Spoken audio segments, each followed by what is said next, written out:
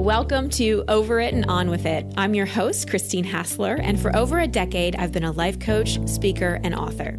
Each week, you'll hear me work directly with a caller as I coach them through a goal they want to accomplish or an obstacle they may be facing. I'll provide a blend of practical and spiritual advice, as well as tangible actions you can apply to your own life. Now, let's get on with the episode.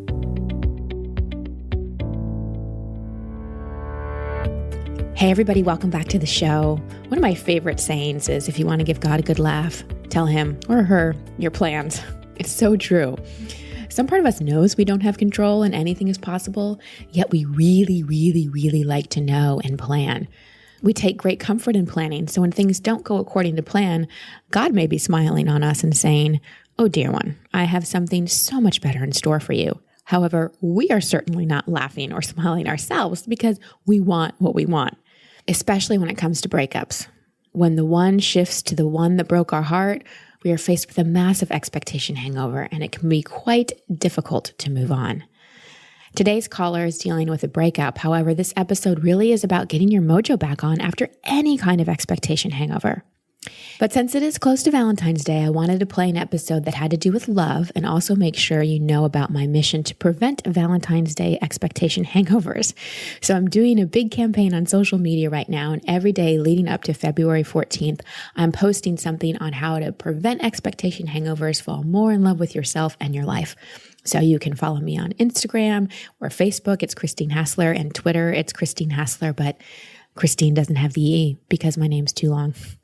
Also for the Coach's Corner this week, which is always up the Saturday after the episode, I'm going to talk about how to get over a breakup. I'm going to give you 5 big tips that are my musts for moving on. So make sure to tune in on Saturday for that.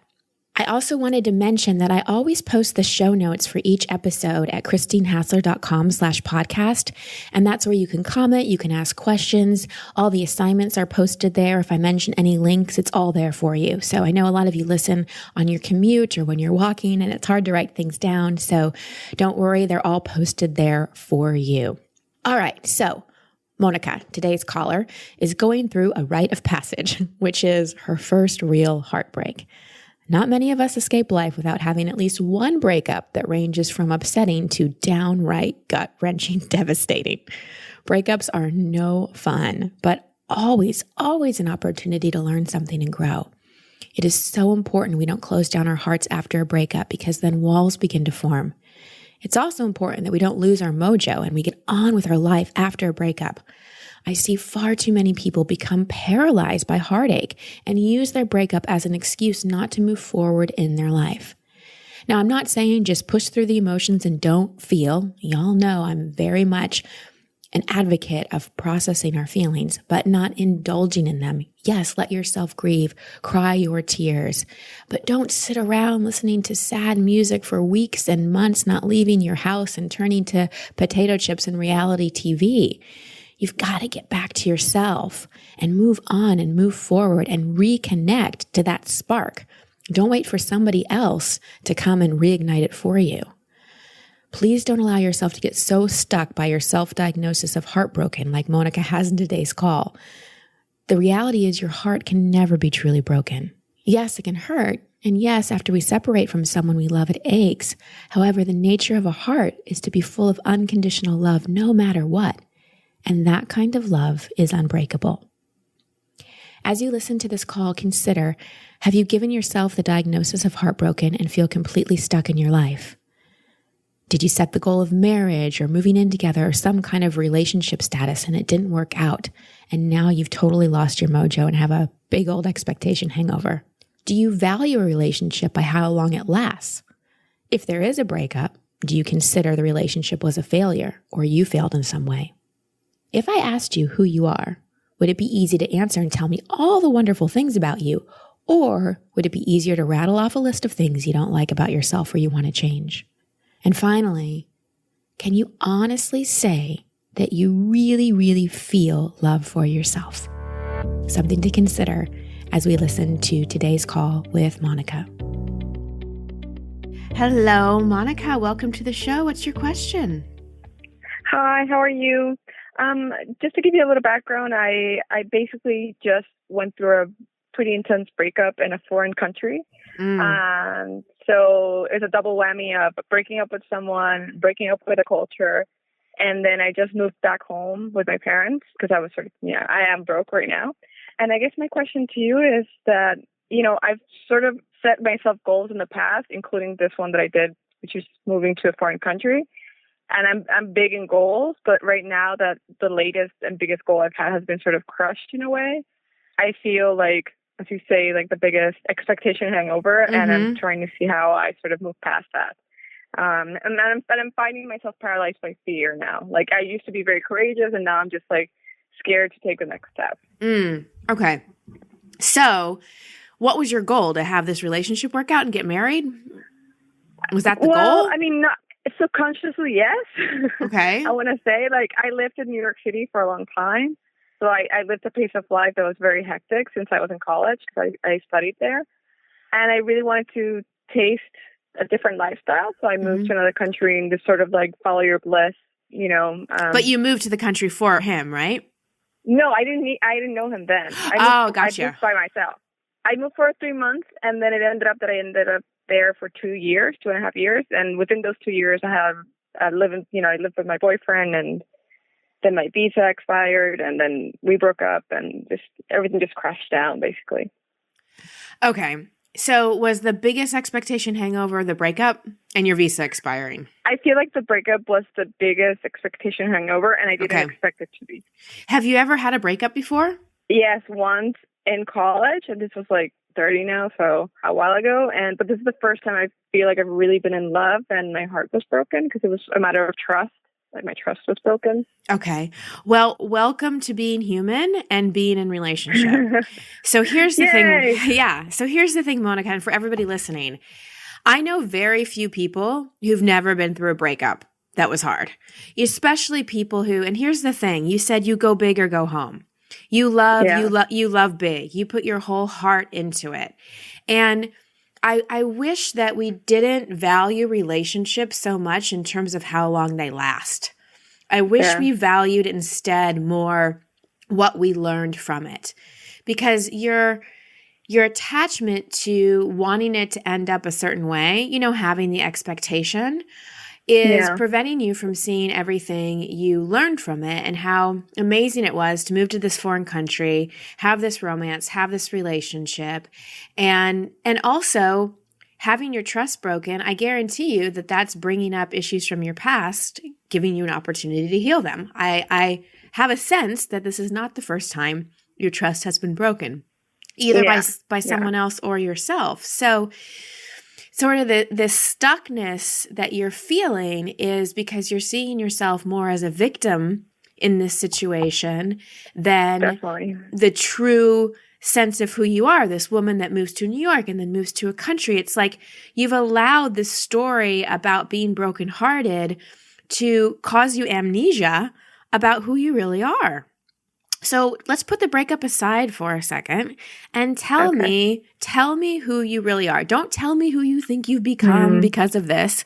Tell me who you really are. I'm a very outgoing, sincere, good person, good to the core, like good to a fault, I want to say. I'm not stupid in the sense like I don't let people push me over, but I was raised in a very Catholic, but not in a traditional way, like just in the certain sense of like doing good and being good to people and people will be good to you. So of course, with lessons learned in life, like in New York City, I've learned to toughen up. Hold on a sec. I'm going to interrupt you. When you say all this, it makes me kind of think you may be a bit of a people pleaser. Oh, for sure. Okay. All right. So let's bookmark that, put that to the side, because notice how quickly I asked you who you are, right? And you went into, you said one thing, I think you said sincere. So we started off well, but then you quickly went to self kind of commentary and a little bit of self-criticism. Yeah. And you told me more about behavior than who you are. So let me reflect back to you. Okay. I've only been talking to you for, 5 minutes. And when I intuit and when I feel you and when I'm listening to you, this is who I feel like you are. Okay. Definitely sincere.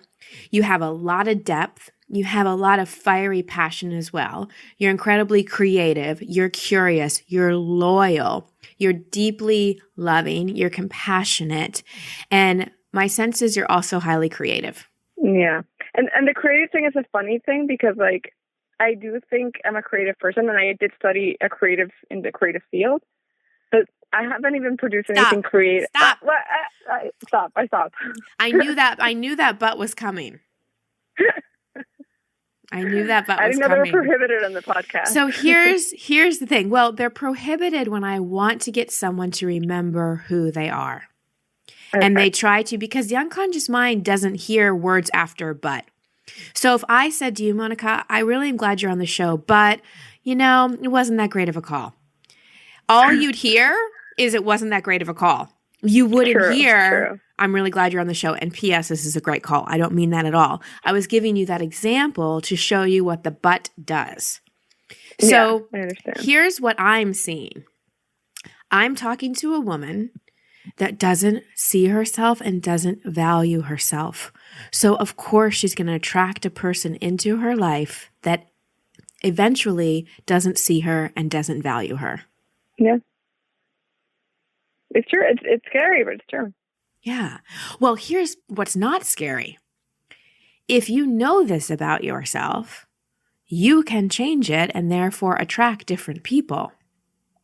And the changing it is really reconnecting to the truth of who you are, doing things that get you back in the energy of that woman who moved to New York and moved to a foreign country. You've allowed yourself to be so defeated and given yourself the diagnosis of heartbroken so much that it's, like you said, paralyzed you. And please know you have my compassion in terms of heartbreak. But what I hear underneath the heartbreak is a woman who wants to move on with her life and reconnect to her fire. So I really do. Yeah. So do you want me to sit here in your sadness with you and console you about the breakup? Or would you like me to continue supporting you and reconnecting to your fire? The latter. Okay. So the second one. Okay. Awesome. So tell me about who you are again. And this time, no buts, no self-criticism. Close your eyes for a moment and connect back to how you felt when you moved to the big city or how you felt when you moved to this foreign country. And tell me the qualities that you really tapped into and came out of you when you made these decisions. Okay. I'm very courageous, that's for sure. I'm sensitive, as I said. I'm very close to my family. I am very intelligent, I like to think. I'm trilingual. Whoa, that's awesome. Yeah, which is a goal of mine, so I'm like, check. I'm very goal-oriented, usually. I'm a good friend, for sure. So much so that I'd rather have a less amount of friends than a big amount of friends, quote-unquote, because I do dedicate emotionally my heart, like, it takes a lot of space in my heart when the relationships I have, whether it's friends, family, or, significant other. So I'm very protective of that as I grow older because, each little blow hurts a little bit more. I like animals. I don't know what else to sort of describe myself without being like career oriented or. This is great. This is great. Courageous, sensitive, close to your family, and good friend, which to me is loyal. Intelligent, loving animals means loving and compassionate and playful. So these are all amazing. I want to talk about the goal-oriented thing because that's not who you are. That's probably a compensatory strategy because my sense is that you sometimes attach your self-worth to achievement. And part of the lesson you're learning here is, that's what expectation hangovers are so good at teaching us is that even in situations where we didn't get what we want, and we didn't get the results that we expected, we're still valuable, amazing human beings. And this is all coming back to your self-worth and really being able to trust yourself that really hear me because this is important for you, even when you don't get the goal, even when you don't get the result, will you start trusting yourself to still treat yourself like the valuable, worthy, deserving woman that you are?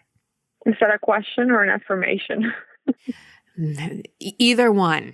Because I want to. Like, I intellectually, that's what I want. emotionally, like I have a really hard time doing that because as you say, the buts come in and I self-criticize like almost automatically. Mm-hmm. And of course I'm proud of what I've done, and not everyone has the guts to do it. But then I criticize myself for the fact that, well, now I'm stuck in this point where I'm back at my parents' house, which is difficult, and they've given me too much, and how do I move forward? And here's the thing. Your criticism is just a habit. Do you think if I never worked out in my entire life and then I decided I wanted to start going to the gym, do you think it would be hard at first? yes, Do you think I'd have to put some effort into it? maybe a little. Yeah, a lot. You know, if I've never worked out before in my life, I'd have to do everything from buy workout clothes to find a place to learn how to use weights to build up my endurance. I mean, if you've never done something, there's a lot. You know, just from moving to a foreign country, all the new things you had to learn. So Yeah. you are a learner. You are good at making changes. You talked about 2 big ones. So you've got to stop telling yourself that not criticizing yourself is hard, because it's a choice. It may be hard at first because it's you have to be aware of it and you have to actually make pivots in your thoughts. However, if you put as much energy, Monica, into really redirecting your thoughts and really working on seeing your worth and seeing your value as you do into thinking about your heartbreak and your expectation hangover and all the things you failed at, you would change this. You have massive amounts of energy. You're just using it for your detriment and not your improvement. Yeah, that's definitely true. I wonder also, I guess, because like since I've always been, as I said, sort of go big or go home, like that's the way I've functioned my entire life in terms of doing big things. I'm having a hard time because, of course, my family is influential in my life, and they're like, just take baby steps and just one thing at a time. But I feel like that's not working for me because I feel more desperate, more stuck, more like, I don't know, anxiety comes more with like baby steps for me personally. I don't know how to fight over like something big if they're like, well, you've done this and like what happened sort of thing. So. Of course you feel that way because right now your relationship with yourself, pardon my language here, sucks. You've lost your mojo. Yeah. I definitely lost my mojo. And I had a good one before. Exactly. And if you've had it, you know how to find it. It's just a process of remembering. So I'm just pointing out to you that I've been very strongly coaching you moving in the direction of moving who you are and being kind to yourself. And each time you've come back with an objection or a reason why you can't or another story. I see. So you're fighting really, really hard to preserve this relationship of self-doubt and self-judgment. Yeah. I mean, I'm guessing I'm doing it subconsciously. I'm hoping I am. Yeah. Not intentionally, because then that's fine. Yeah. I guess, I don't know. That's why I'm pointing out to you. You're not doing anything wrong. I'm just pointing out to you how resistant you are to what you truly want. Because all these goals and all these things that you've done, they're just external ways that you've tried to make yourself feel a certain way. So why not start with the feeling instead? What can you do to start to feel the way you like to feel inside yourself? What internal actions can you take versus looking for some goal to make you feel that way? I see what you're saying. Yeah, it makes sense. Because, I definitely have worked the other way around. Mm-hmm.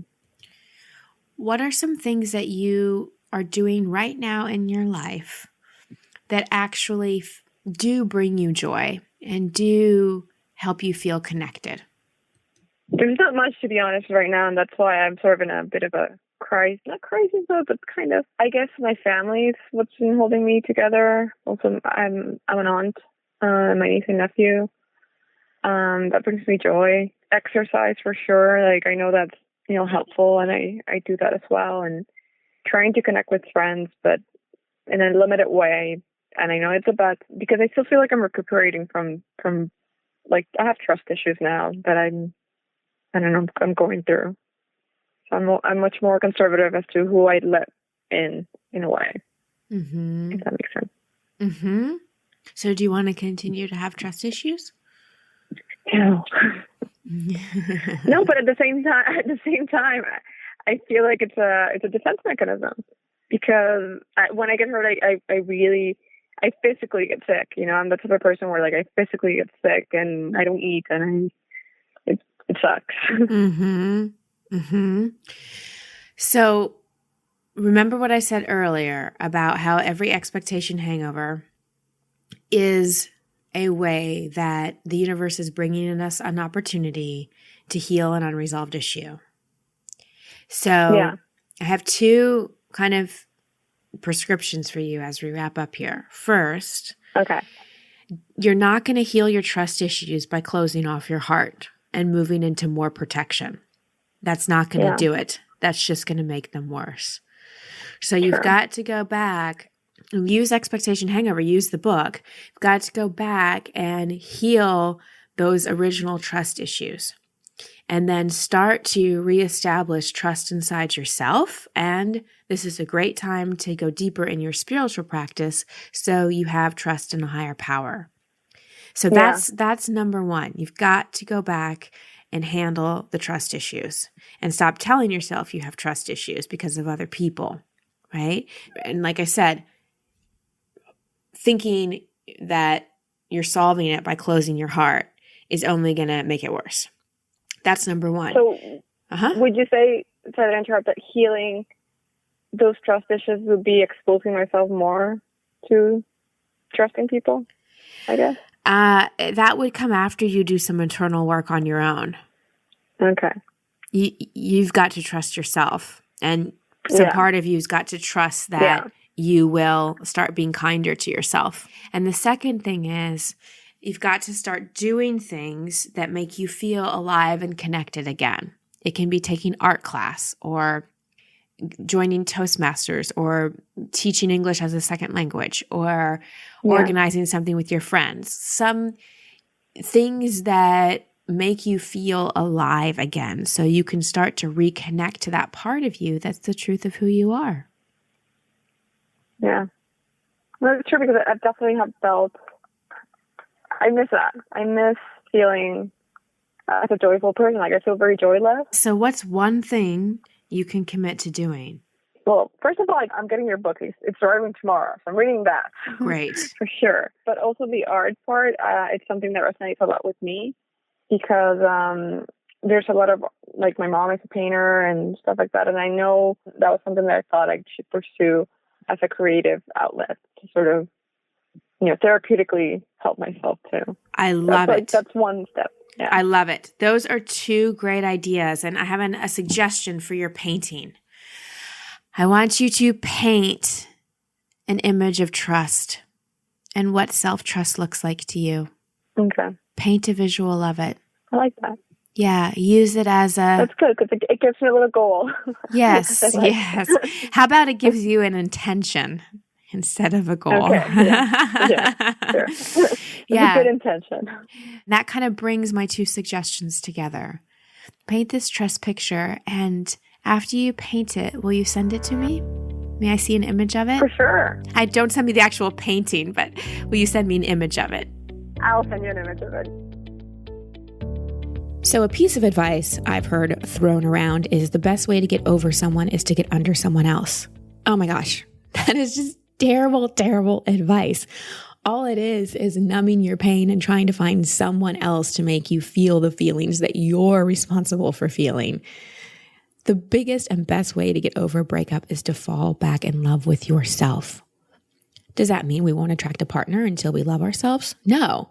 You can definitely attract someone, but it will be most likely an issue-based relationship, because until we really work out a lot of things that block us from our own love and our own self-acceptance, we tend to attract people that trigger issues.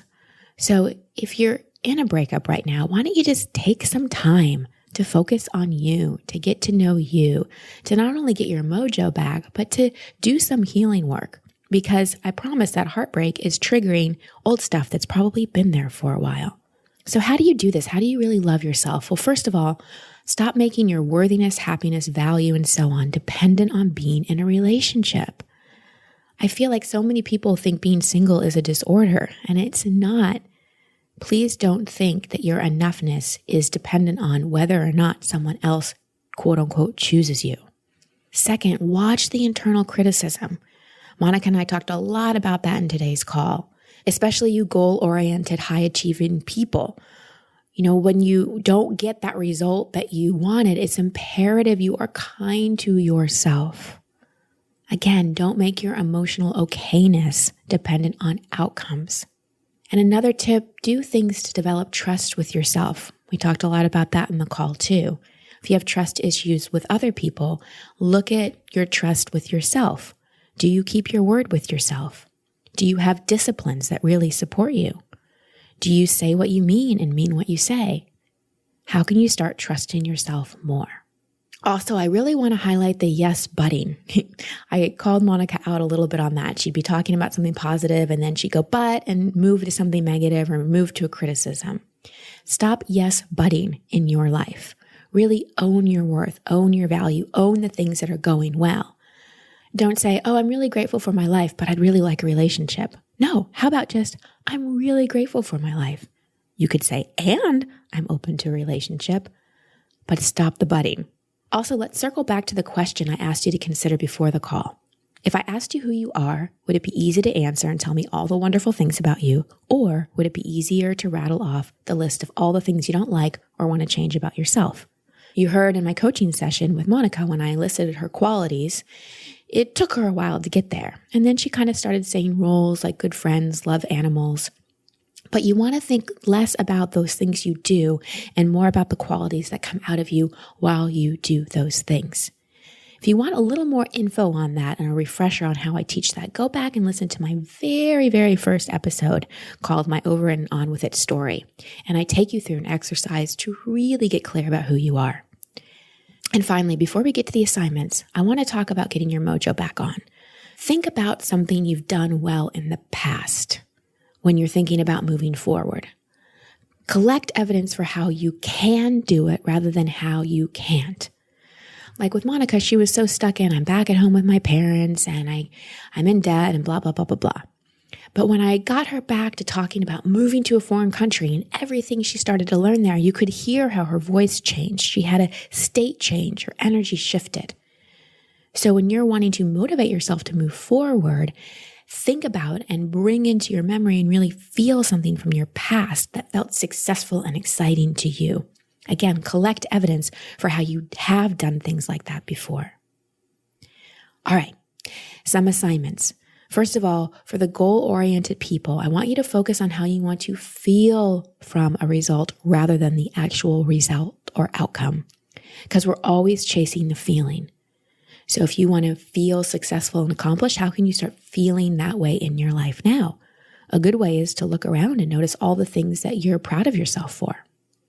Second, write a list of who you are, not what you've done, not things you do, but those qualities. Are you courageous, compassionate, funny, insightful, intelligent, beautiful? Who are you? And own it and fall back in love with you. Third, trust issues are not resolved by closing off and using defense mechanisms. So remember, when I was talking about trust, it's a great time to have integrity with yourself. Start some kind of 40-day practice or discipline where you're really showing up for you. And finally, I love that Monica talked about painting. She was going to do a painting about trust. Creativity is a great way to process something. So if you're feeling a little stuck, get a canvas and some paints, get some clay, create something. Use that creativity as a channel of expression and healing. So I'm wishing all of you a happy Valentine's Day and a happy Valentine's Day week. And remember, this is really about celebrating love, not just romantic relationships. So collect evidence on all the love there is in your life, all the people that love you, all the people that you love, and just how lucky we are to be here. Sending you so much love and many blessings. Until next week. Thank you for listening to Over It and On With It. I love hearing from you, so please post your comments or questions at christinehassler.com/podcast. That's also the place you can sign up to receive coaching from me in an upcoming episode. And if you love this show, please share it and subscribe in iTunes. You can find all my social media handles and sign up to be part of my community at christinehassler.com. Until next week, here's to getting over it and on with it. Much love and many blessings.